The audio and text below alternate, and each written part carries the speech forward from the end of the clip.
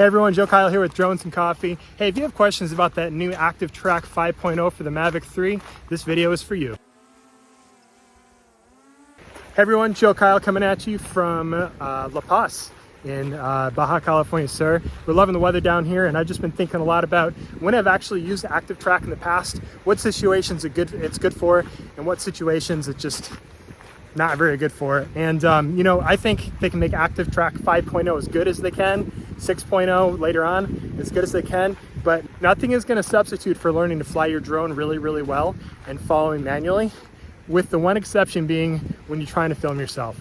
It's obviously pretty tough to ride a bicycle down a mountain bike trail while you're flying a drone at the same time. It's pretty tough to drive a car while you're flying a drone. In most countries, I think that's illegal, at least it is in the US. That is one maybe example where it's good, but honestly, I've done a lot of vehicle chase stuff, as you've seen in my other videos, and the very best vehicle chase videos that I get are all manually flown by hand. And sometimes I'm in the vehicle, in the passenger seat, and sometimes I'm on the ground trying not to hit things as I do a sideways profile shot. It just kind of depends on the situation. Everyone's talking about the new firmware for the Mavic 3 and you know how it's like, you know, it's kind of good, it's getting better, but for a professional, they're never going to use master shots. For a professional, they're never going to use ActiveTrack. Hey everyone, Joe here, Drones and Coffee. Hey, if you haven't been tuning in every week to see what our weekly Amazon surprise is, make sure you click the link below this week and take a quick look. So I've experimented quite a bit with ActiveTrack 2.0, 3.0, I think 4.0 now,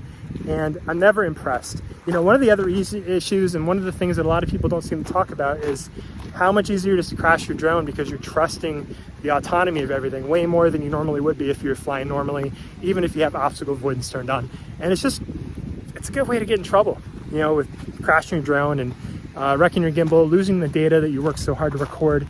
And, you know, if a client is going to see you crash your drone, I mean, you know, maybe you'll get work from them again, but maybe you won't. But you're probably done for the day. And anybody who's got 2, 3, 4 drones that shows up for a shoot, they're not using ActiveTrack because they know better by then. So that's my 2 takes on ActiveTrack.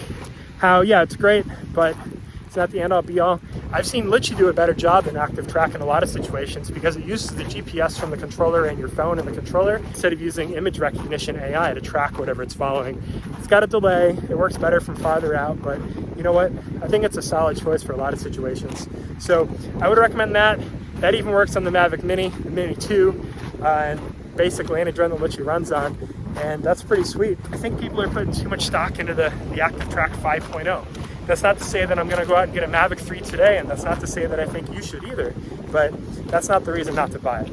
Most of the best drone crashes I've seen are from people following something using ActiveTrack.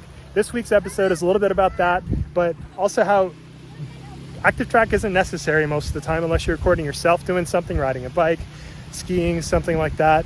But it's not the end all be all, you guys. It really isn't. And I'm not saying go out and buy the Mavic 3 today right now. I'm just saying ActiveTrack is never going to be a whole lot better, and that's not the reason not to buy the drone. That's my 2 cents. That's my take. And I'm just walking on the beach, you guys. Happy New Year 2022. So here's a little bit of stuff that I've tracked manually. So anyway, here we go.